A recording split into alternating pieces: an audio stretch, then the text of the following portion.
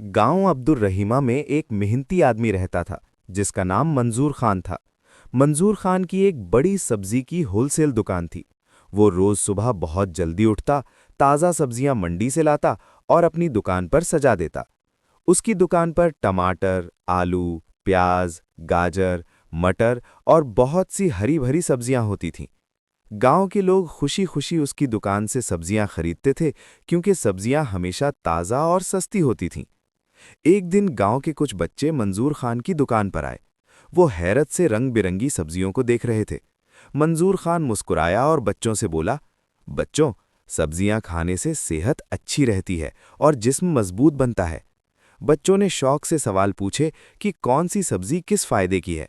मंजूर खान ने उन्हें बताया कि गाजर आंखों के लिए अच्छी है, पालक ताकत देती है और टमाटर सेहत के लिए मुफीद है। बच्चों को ये बातें बहुत अच्छी लगीं।